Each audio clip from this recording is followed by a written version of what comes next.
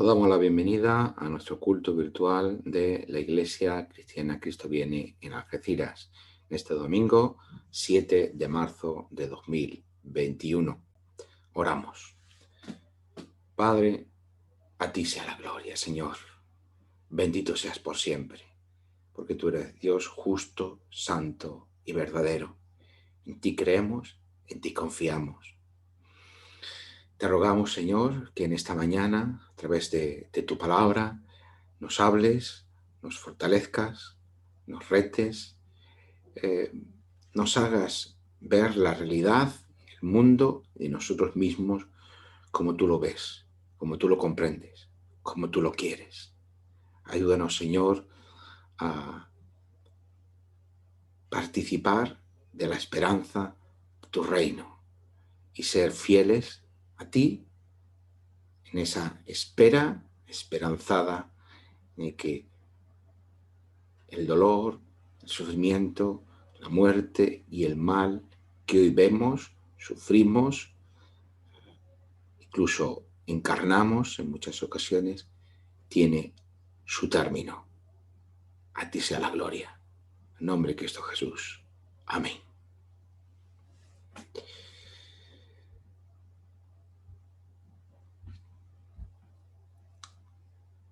Pasamos a la lectura de esta mañana en el Evangelio de Lucas, capítulo 15. Vamos a leer el capítulo completo, que dice así. Se acercaban a Jesús todos los publicanos y pecadores para oírlo, y los fariseos y los escribas murmuraban diciendo: Este recibe a los pecadores y come con ellos. Entonces él les refirió esta parábola diciendo: ¿Qué hombre de vosotros, si tiene 100 ovejas y se le pierde una de ellas, no deja las 99 en el desierto y va tras la que se perdió hasta encontrarla? Cuando la encuentra, la pone sobre sus hombros gozosos y al llegar a casa reúne a sus amigos y vecinos y les dice: Gozaos conmigo porque he encontrado mi oveja que se había perdido. Os digo que así habrá más gozo en el cielo por un pecador que se arrepiente que por 99 justos que no necesitan de arrepentimiento. ¿O qué mujer tiene 10 dracmas? Si pierde una dracma, no enciende la lámpara, barre la casa y busca con diligencia hasta encontrarla. Y cuando la encuentra, reúne a sus amigas y vecinas y les dice: Gozaos conmigo, porque he encontrado la dracma que había perdido. Así os digo que hay gozo delante de los ángeles de Dios por un pecador que se arrepiente. También dijo: un hombre tenía 2 hijos, y el menor de ellos dijo a su padre: Padre, dame la parte de los bienes que me corresponde. Y les repartió los bienes.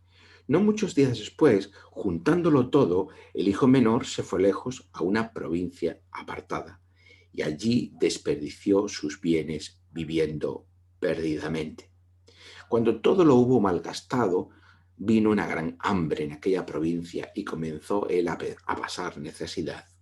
Entonces fue y se arrimó a uno de los ciudadanos de aquella tierra, el cual lo envió a su hacienda para que apacentara cerdos.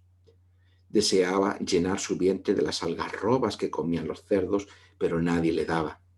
Volviendo en sí dijo: ¿Cuántos jornaleros en casa de mi padre tienen abundancia de pan? Y yo aquí perezco de hambre. Me levantaré e iré a mi padre y le diré: Padre, he pecado contra el cielo y contra ti. Ya no soy digno de ser llamado tu hijo. Hazme como a uno de tus jornaleros. Entonces se levantó y fue a su padre. Cuando aún estaba lejos, lo vio su padre y fue movido a misericordia. Y corrió y se echó sobre su cuello y lo besó. El hijo le dijo: Padre, he pecado contra el cielo y contra ti. Ya no soy digno de ser llamado tu hijo. Pero el padre dijo a sus siervos: Sacad el mejor vestido y vestidle, y poned un anillo en su dedo y calzado en sus pies. Traed el becerro gordo y matadlo, y comamos y hagamos fiesta, porque mi hijo, muerto era y ha revivido, se había perdido y es hallado. Y comenzaron a regocijarse. El hijo mayor estaba en el campo. Al regresar, cerca ya de la casa, oyó la música y las danzas, y llamando a uno de los criados le preguntó qué era aquello. El criado le dijo: tu hermano ha regresado y tu padre ha hecho matar el becerro gordo por haberlo recibido bueno y sano. Entonces se enojó y no quería entrar. Salió por tanto su padre y le rogaba que entrara. Pero él, respondiendo, dijo al padre: ¿tantos años hace que te sirvo, no habiéndote desobedecido jamás, y nunca me has dado ni un cabrito para gozarme con mis amigos? Pero cuando vino este hijo tuyo, que ha consumido tus bienes con rameras, has hecho matar para él el becerro gordo. Él entonces le dijo: hijo, tú siempre estás conmigo y todas mis cosas son tuyas. Pero era necesario hacer fiesta y regocijarnos, porque tu hermano estaba muerto y ha revivido, se había perdido y ha sido hallado. Amén.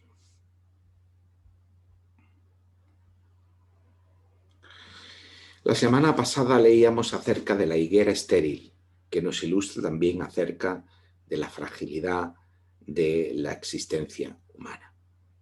Decíamos que somos creados a imagen y semejanza de Dios y que por ello estamos llamados a ser creativos, a crecer y a dar fruto. Sin embargo, esta parábola encierra también una advertencia: la posibilidad de malograr nuestra vida como un riesgo que corremos al vivirla. Esto lo hablamos la semana pasada. En ese sentido, la misericordia de Dios caracteriza nuestra entrada y nuestra pertenencia al reino de Dios. Y hoy, con estas tres parábolas que hemos leído, seguimos en esta misma línea, ya que este capítulo 15 es el centro del Evangelio de Lucas y del itinerario del viaje de Jesús a Jerusalén. En ese centro, como núcleo de él, encontramos estas tres parábolas que están unidas temáticamente entre sí.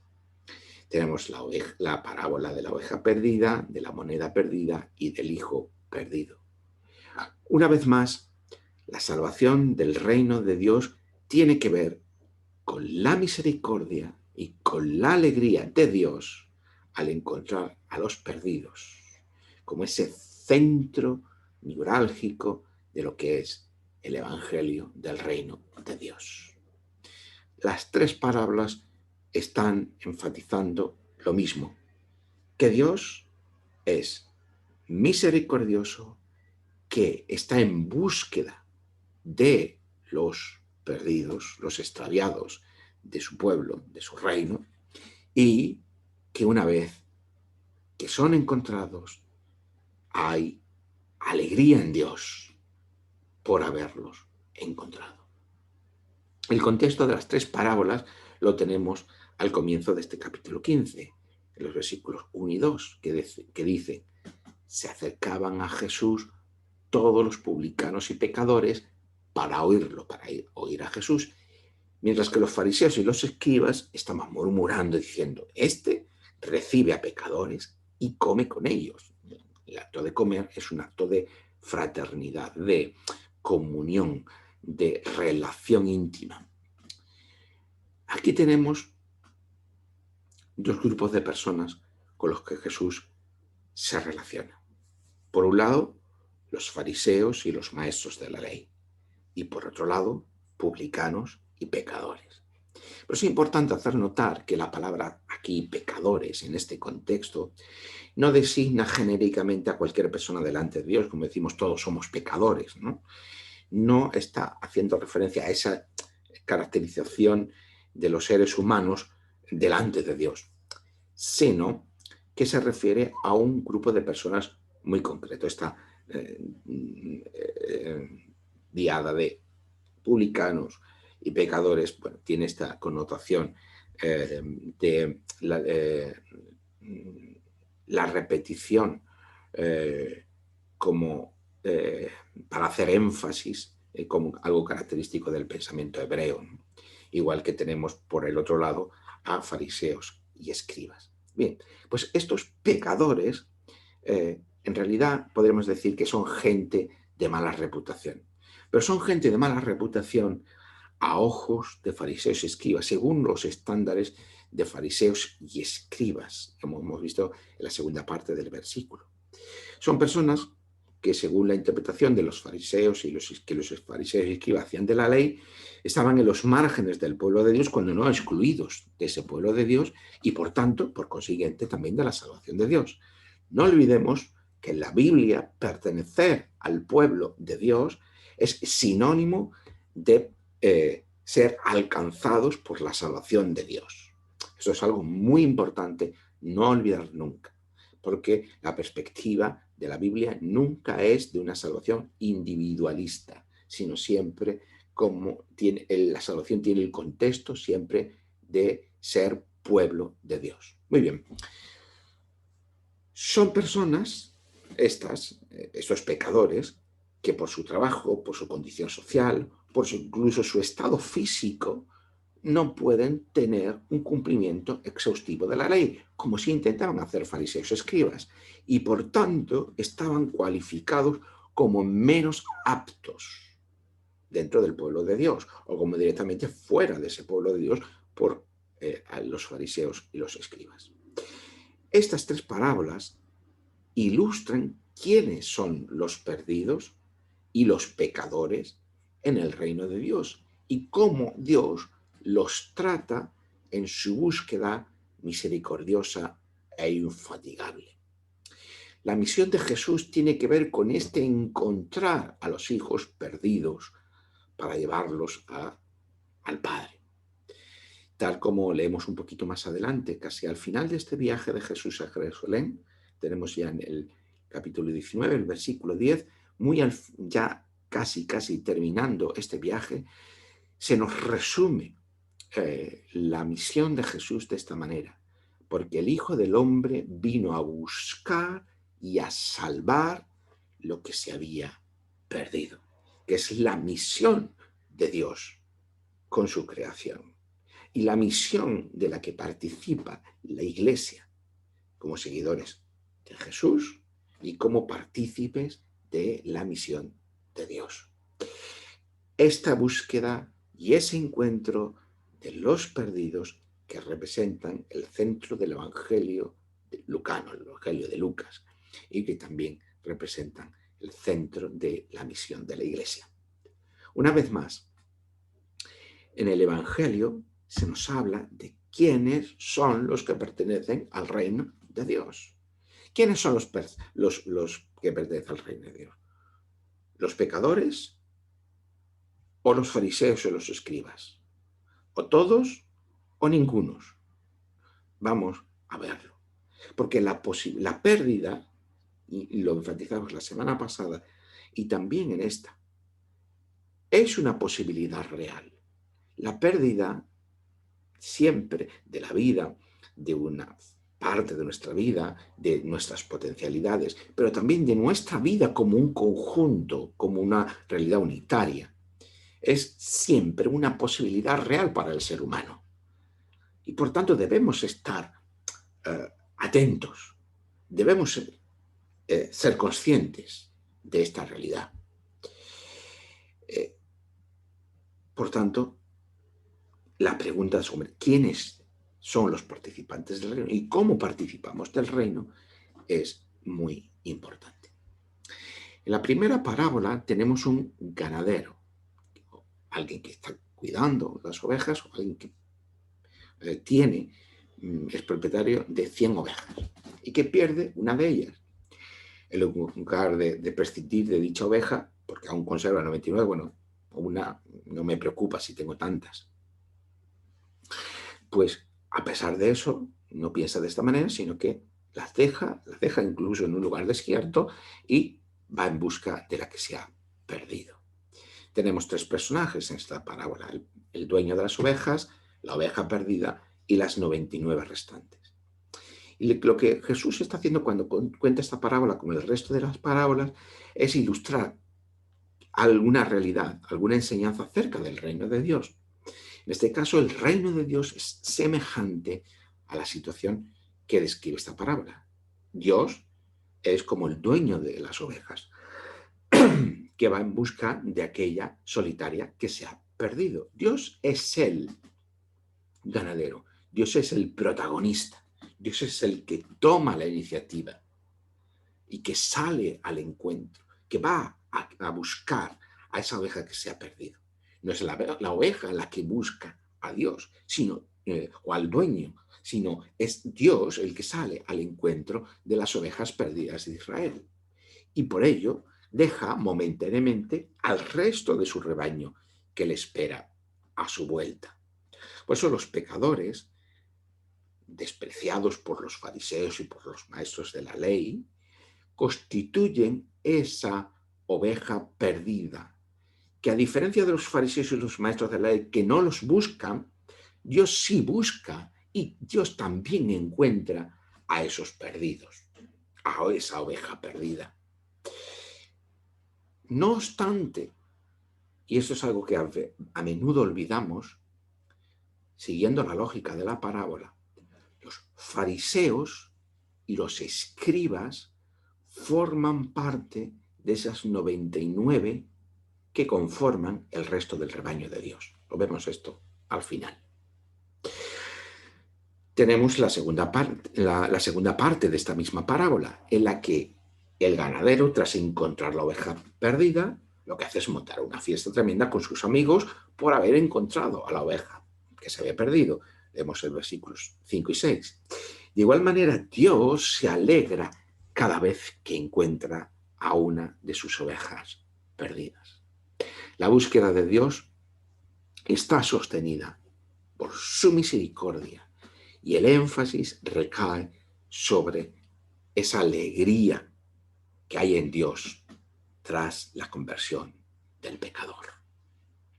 La parábola concluye: os digo que así habrá más gozo en el cielo por un pecador que se arrepiente que por 99 justos que no necesitan de arrepentimiento. De esta manera, se nos dice que aquellos pecadores excluidos por fariseos y por escribas son auténticos participantes del reino de Dios. Y la clave es que dicha participación en el reino no deriva de cumplir con las prescripciones de la ley, como pensaban fariseos y escribas, sino de su respuesta a la búsqueda misericordiosa de Dios.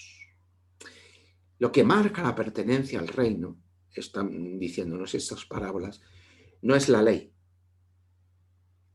sino es la búsqueda misericordiosa de Dios y la respuesta que damos a Dios que nos está buscando. Dios nos busca y nosotros tenemos que responder a esa búsqueda. Los fariseos y los escribas son esos 99 justos que, según su opinión, no necesitan conversión porque ya pertenecen al pueblo, porque ya se consideran cumplidores de la ley. La segunda parábola nos narra cómo una mujer que tenía 10 monedas de plata, al darse cuenta de que ha perdido una de ellas, se pone como loca hasta encontrar la moneda perdida. De igual manera ocurre en el reino de Dios. Cuando Dios está en búsqueda incesante de aquellos perdidos de su pueblo. A veces solemos pensar que el ser humano está en búsqueda de Dios. Y lo que nos están mostrando estas parábolas es que es lo contrario. Que Dios es el que busca al ser humano. No que el ser humano busque a Dios, sino que Dios busca al ser humano. Una vez más, los pecadores, de que hablamos al principio, son como esa moneda perdida que Dios busca. Y los fariseos y los escribas son el resto de monedas que conforman las posesiones de Dios. Lo que hemos leído en los versículos 8 al 10. como en la primera parábola, aquí Dios, como la mujer y como el ganadero, celebra con suma alegría haber encontrado a los perdidos, llama a sus amigas y celebra haber encontrado esa moneda. Se enfatiza la misericordia de Dios, pero también la alegría de Dios. Muchas veces nos estamos olvidando también de este aspecto. Nos estamos olvidando de la alegría de Dios tras encontrar a los perdidos, tras encontrar al ser humano, a ese ser humano que en muchas ocasiones no le está buscando. El Evangelio es un mensaje de misericordia y es un mensaje también de alegría y de celebración. ¿Y cuánto nos olvidamos de esto? No me extraña que muchas veces nuestros cultos no sean una verdadera celebración. Porque nos hemos olvidado de esta alegría celebrativa de Dios como parte esencial de su salvación. En tercer lugar, tenemos la más extensa y detallada parábola, que es la parábola del hijo perdido, sobre la que se ha escrito tanto, sea en la literatura, en el arte, en el cine. Esto se ha representado de una y otra vez en múltiples maneras. Por lo tanto, hoy no vamos a tratar detalladamente esta parábola, pero vamos a destacar esos elementos principales que son comunes a las otras dos parábolas. Y una de las cosas que quiero que nos fijemos hoy es cómo no es lo mismo leer o predicar la palabra del hijo perdido fuera de su contexto, la leemos como un relato en sí mismo, que leída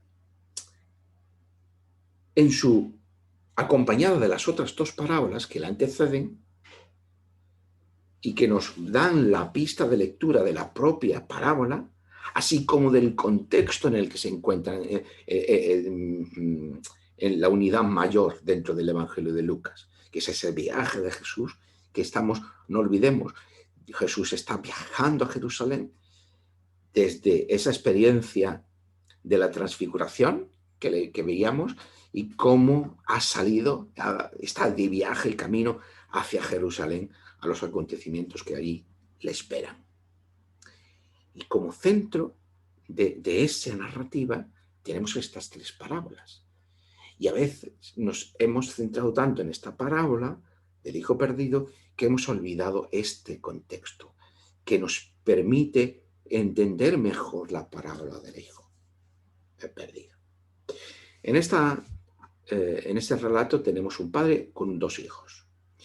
Uno de los hijos, el hijo menor, malgasta su vida viviendo perdidamente, como encontramos en esa expresión en nuestra versión de Reina Valera. Mientras que el otro hijo, pues que es el hijo mayor, se queda en casa de su padre, pues siéndole fiel y obedeciéndole. Sin embargo, cuando el hijo perdido toca fondo en ese descenso existencial, personal, vital, recapacita y vuelve a casa de su padre en una actitud de conversión. Y esta es una bellísima parábola que precisamente se convierte en paradigmática porque ilustra lo que es la conversión, esa conversión que lleva a la pertenencia al reino de Dios. Que como siempre digo, la conversión no es dejar una religión para coger otra. La conversión no es sentir una serie de emociones. La conversión no es adquirir una vida moral con unos patrones morales nuevos La conversión no es nada de esto. La conversión es volvernos a la casa de nuestro Padre, Dios. A ese Padre que no hemos buscado, pero que Él sí nos está buscando. Cuando nos damos cuenta que no hemos estado buscando a Dios, pero que Él sí nos busca a nosotros hasta encontrarnos, esa orientación radical a la casa del Padre es la conversión. Y si no, no es nada. Lo demás es completamente periférico.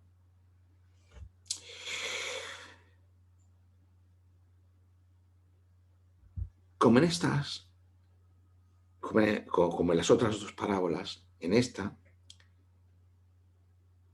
la respuesta de Dios, la propuesta de Dios, la búsqueda de Dios está sustentada por su misericordia. Y cuando hablamos de misericordia, para quizás aquellos que no estáis familiarizados con esta palabra, ¿qué significa?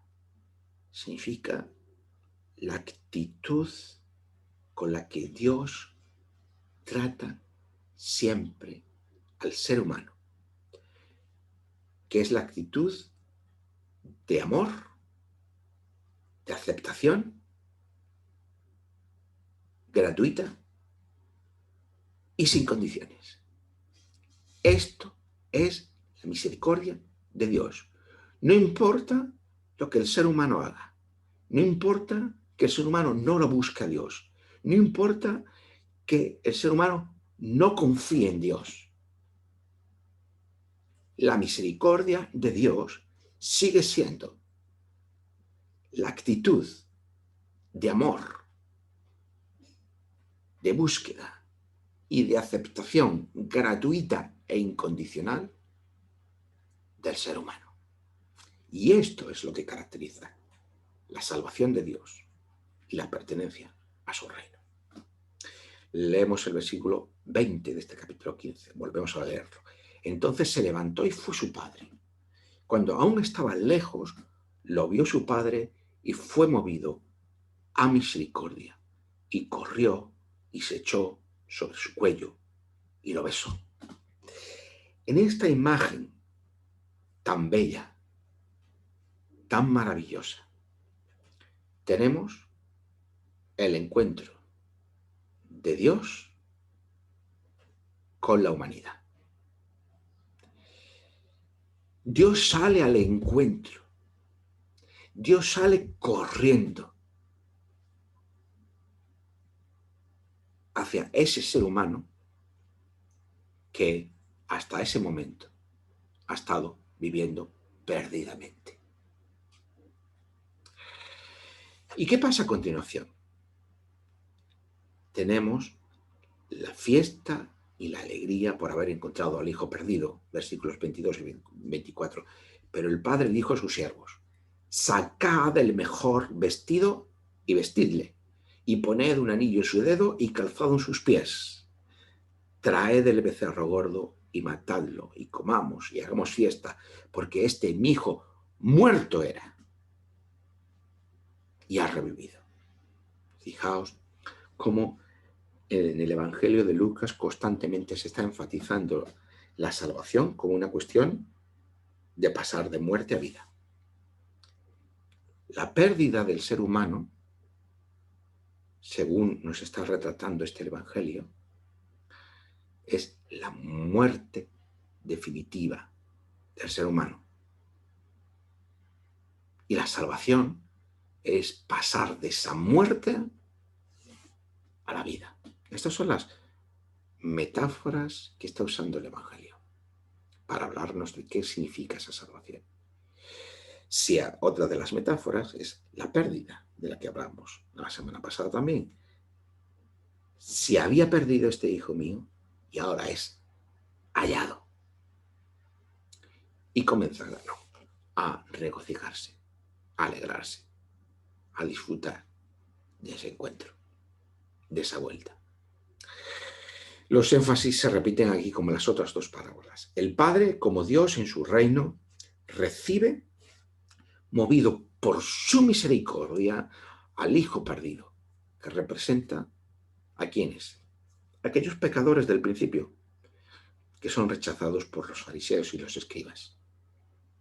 El Padre, como Dios en su reino, celebra con gran alegría la vuelta del Hijo perdido. Como en las otras dos parábolas, tras encontrar lo que se había perdido, lo que tenemos es una profunda celebración de alegría. Y esto es como es el culto, o debería ser el culto cristiano. Una celebración de alegría junto a todos los santos, porque lo perdido ha sido encontrado. Pero ¿quién es el Hijo que permanece junto al Padre? Siguiendo la lógica y el contexto de los relatos anteriores, el Hijo mayor no puede ser otro que los fariseos y los escribas. Que es cierto, permanece junto a su Padre. Es cierto que no son rechazados. Fijaos, muy interesante esto. El Padre no rechaza al Hijo mayor. El Padre no está diciendo al Hijo mayor que no pertenezca a su casa. Sino que lo que le está intentando hacer ver es que el Hijo mayor no se está alegrando como el resto de la casa, porque el hijo perdido, su hermano, haya vuelto a casa. Y esa es la actitud que los fariseos y los escribas están teniendo con aquellos pecadores, con el resto. No está diciendo que no formen parte del pueblo de Dios, está diciendo que no se están alegrando,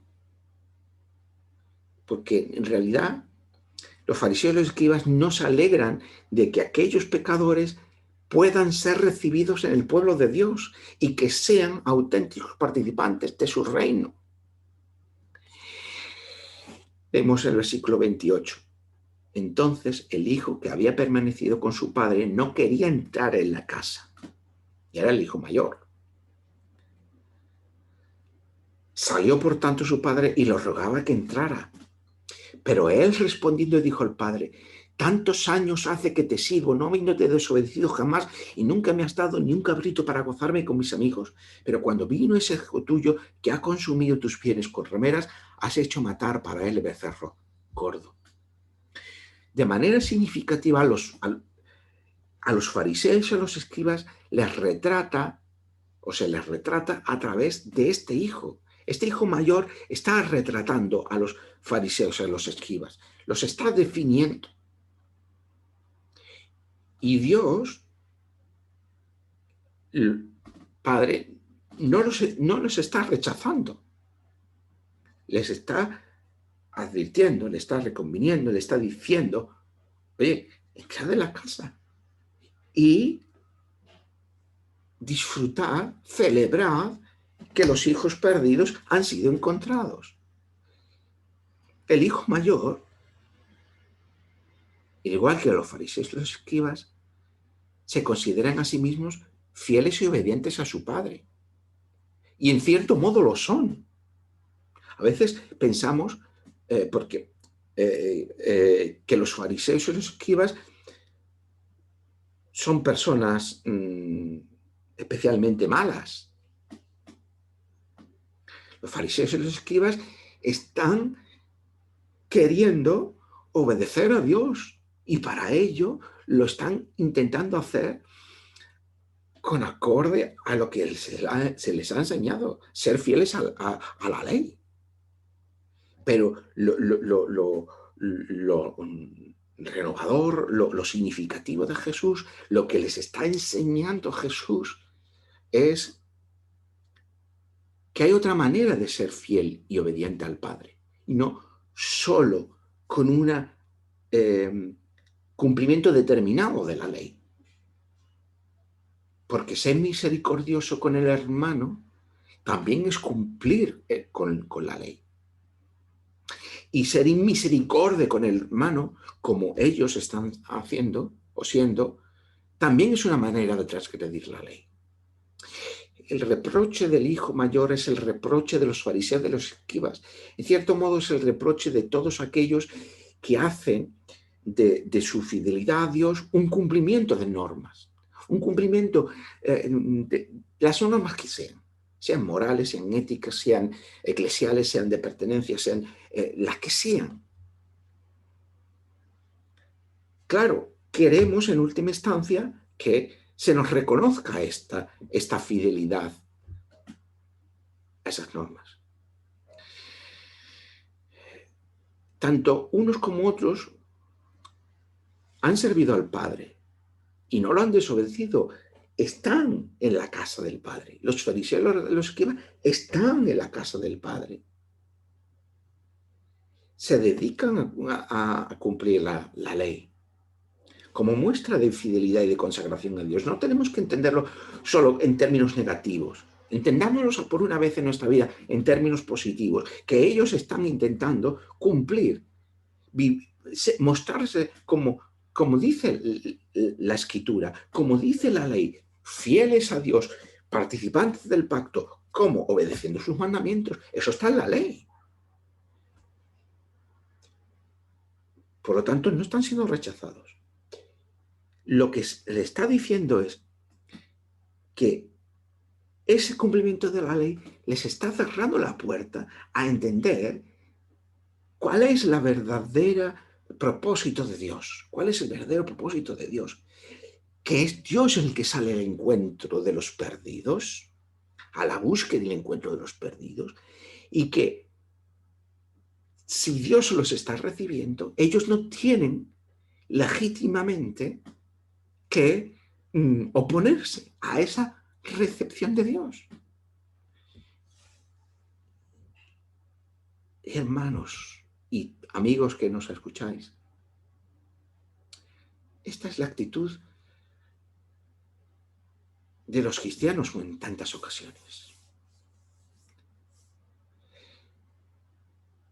No queremos alegrarnos de que Dios encuentra a los perdidos más perdidos que según nuestros criterios nunca podrán llegar a formar parte del pueblo de Dios. Esta es a veces una dolorosa realidad.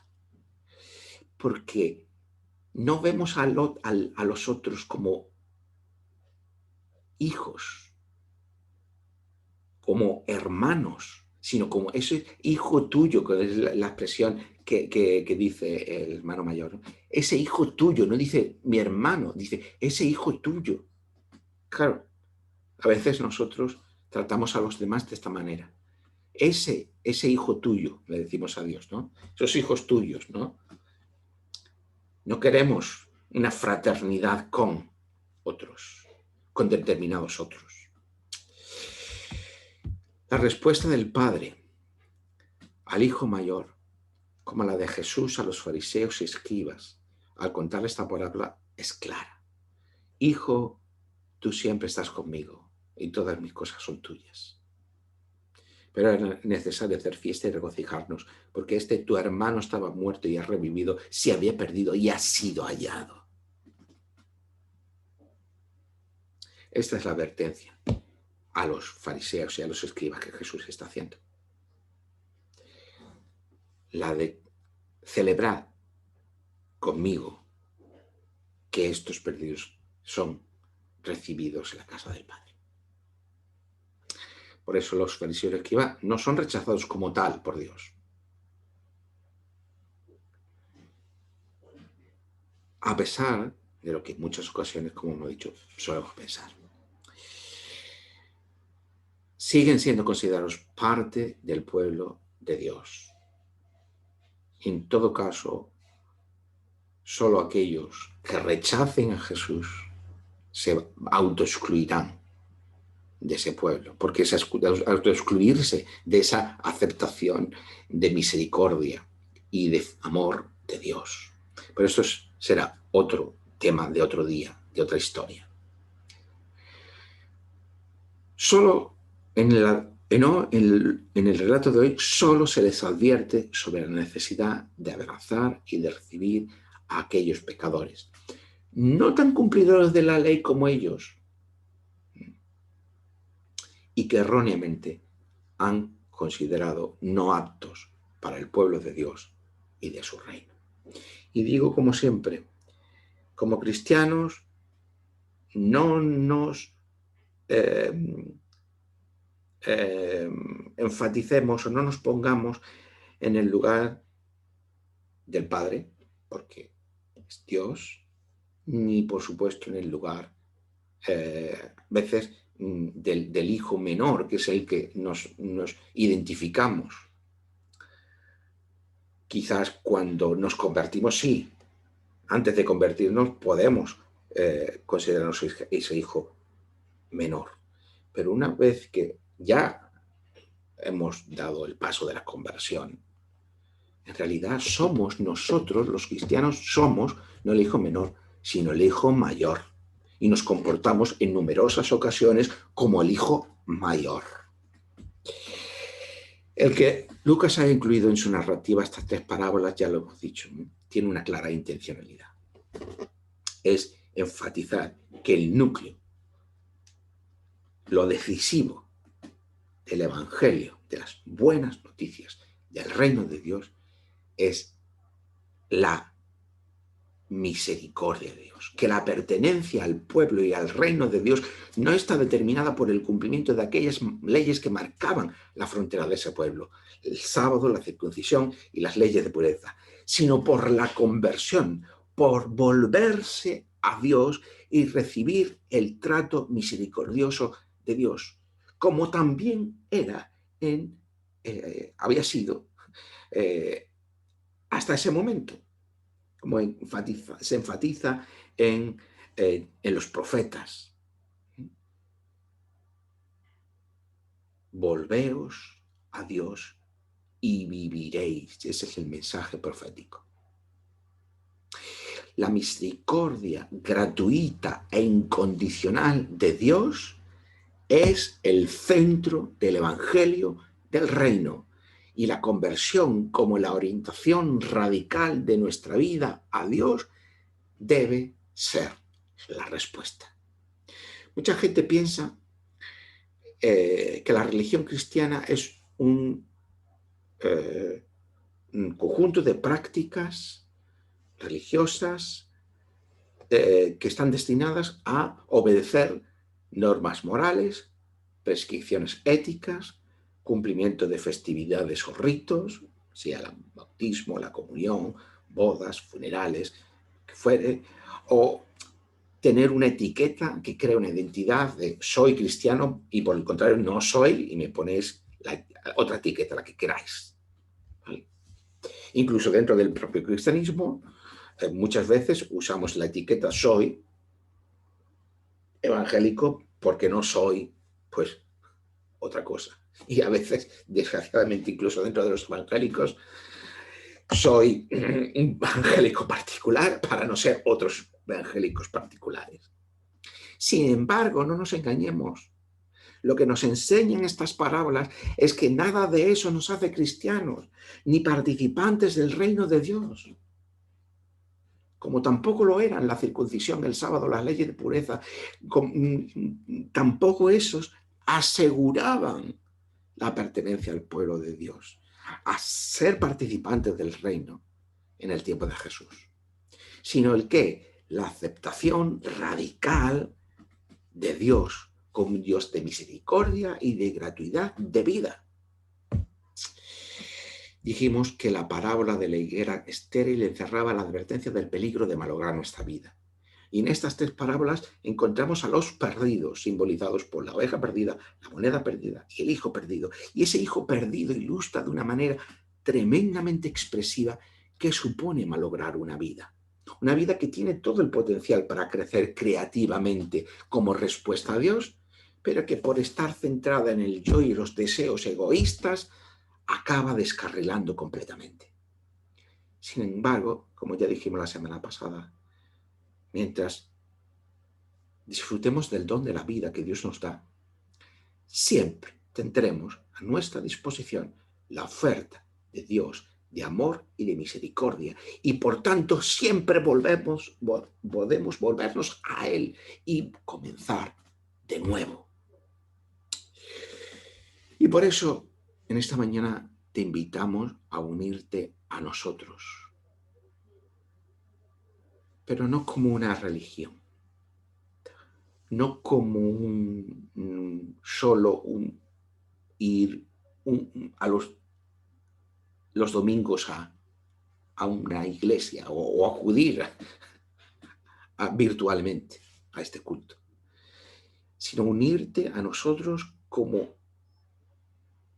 que no somos mejores que nadie, que no nos cualifica nada que hagamos en nuestra vida, que no estamos por encima de nadie, que no somos más santos que nadie, que no nos creemos más sabios que nadie, que no pensamos que estamos por encima de nadie, sino que somos una comunidad de perdidos que han sido hallados por el amor y la misericordia de Dios. Esa es nuestra comunidad, y la comunidad que queremos ser, y la comunidad que somos, que nos define. Y te invitamos a unirte a nosotros para celebrar esto, que estábamos perdidos, pero que finalmente hemos sido hallados, y que vamos camino de la casa del Padre a la espera de su reino. Amén.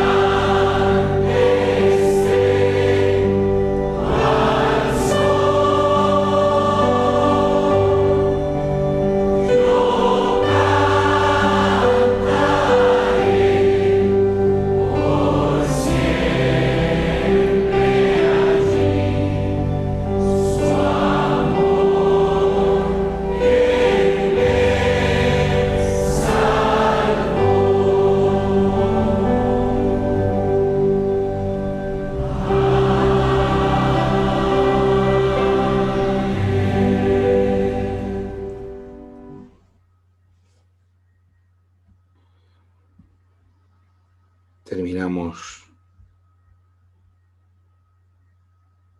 con una oración. Padre, te regocijas cuando uno de tus hijos es encontrado porque ninguno es sin valor para ti. Nos presentamos humildes y en obediencia de manera que tú quieras contarnos entre tus más valiosas posesiones. Danos ojos para ver el incalculable valor de cada persona, por medio de aquel que se hizo hombre para la salvación de nuestras vidas, Jesucristo. Esto oramos en el nombre del Padre, del Hijo y del Espíritu Santo. Amén. Que el Señor nos bendiga y nos guarde. Amén. Por último, en el día de hoy queremos hacer un agradecimiento y compartir un anuncio con todos nuestros seguidores. Queremos agradecer a todos los que nos dedicáis un ratito a escucharnos, aunque no pertenezcáis a nuestra comunidad de fe en Algeciras. Muchas gracias por vuestra atención y por vuestro apoyo. Por otro lado, queremos haceros partícipes de una iniciativa que ponemos hoy en marcha.